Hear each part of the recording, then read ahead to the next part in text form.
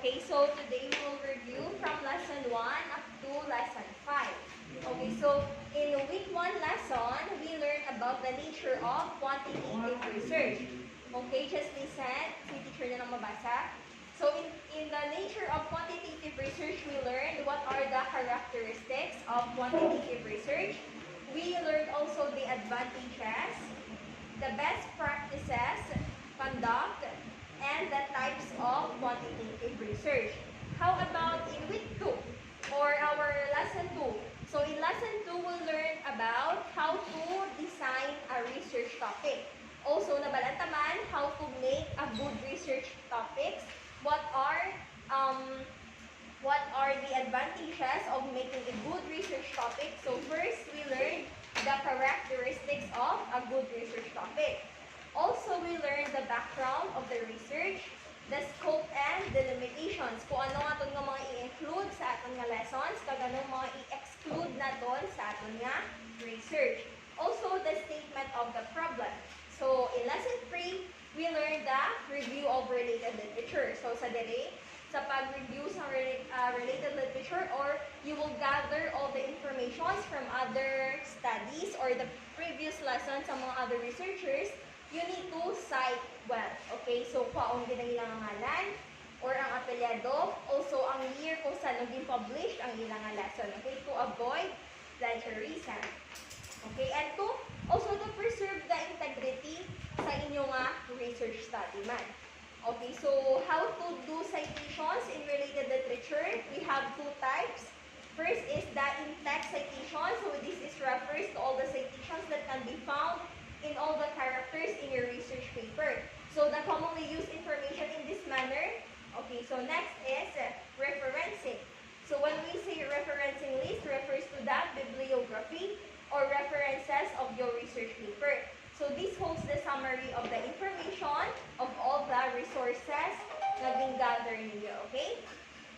Next is, we also learned that three types or the damo types sang paano maghimo sang format or sang style sa ating research paper, pero may ara lang tatlo nga best or tatlo nga common. So first we have, ano ganyan ang ka-APA? Okay, so American Psychological Association. Muna siya ang most common nga format or style nga ginagamit. Okay, so also the MLA or the Modern Language Association and the CMS, pero tutay na siya gamit sa CMS or Chicago Manual of Style. Okay, also we learn how to use ethical standards. Ano itong mga importance nga kinanglan design? First did is to acknowledge ang originality man sa author nga naghimo sila. Ikatwa, mabalaan mo kung ano mo bala nga studies na related man siya bala. Also, ikaw mismo ma-preserve mo yung integrity kag ma-avoid mo nga makasuhan ka plagiarism because you copied the research or the work of other person. Okay? So, in lesson 4, we learned about methodology. So, nag-ano lang tadiri yan, nag-recorded lesson. Eh, wala kita diri makamit. So, sa methodology, there are research methodology, research design, population. So, magkabakit na populations, amo na siya ang mga respondents. No, kung ano mga respondents game on hon. Either male or female. Either mga tigulang, mga bata, mga teenagers, or mga mga college students. So that those are called respondents or the population. Next is the sampling procedure and data collection procedure. So how will you get your data? Using data analysis. So paano mo i-analyze ang data mo nga ginamit mo? So ano ang mga solving or ano ang mga ways sa pagkuha sa or sa pag-analyze ng mga data. Okay, and sa lesson 5, so last week lang, we learned about conclusions and recommendations. So, when we say, when we say conclusion, it is composed of inclusive summary. So, ikaw mismo nga author, ano ang summary sa imong nga study? Magamba ka ng recommendation, ang imong nga gusto nga i-recommend sa imong nga study, or para sa iban naman yung researcher, na makagain naman sila another point of view or another idea. Okay, so the conclusion is composed of inclusive summary of the findings of the study.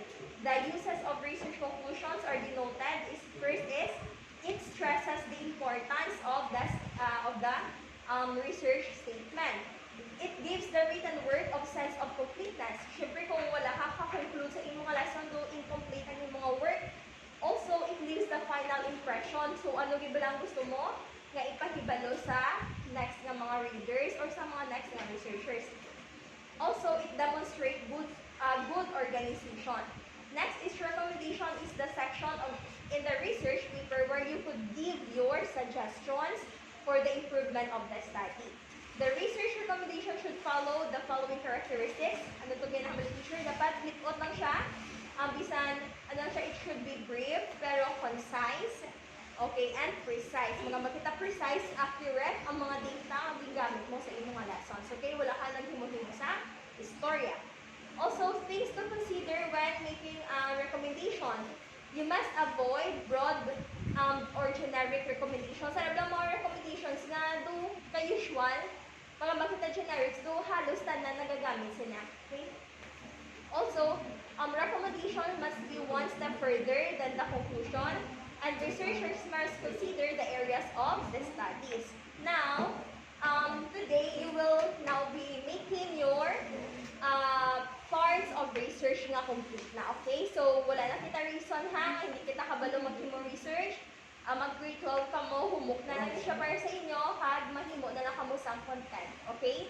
Pero subok ang ato nga performance task, your last performance task is bag plus star some parts of research, okay? So, don't worry, because nakatagman si teacher sang sample. Ay, madalisan lang na soft copies ng advisor. So, how to present a research paper? Okay, so, the research report gives information about the research study. So, it must be composed of 5 chapters, okay?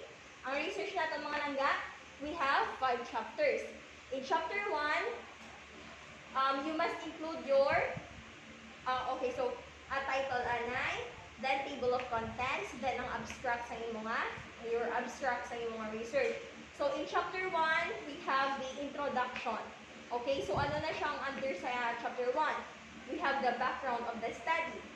We have the statement of the problem, objectives of the study, your significance of the study, and scope and or delimitations sa imong study. In chapter 2, you have your review of related literature, overview of introduction, overview of related literature, the body, also your conclusions. And sa chapter 3 naman natin, we have methodology. In chapter 4, the result and discussion. Chapter 5, summary, conclusions, and recommendations. Also, you attach your references and references. Okay, so, ang muna siya inyong performance task ha.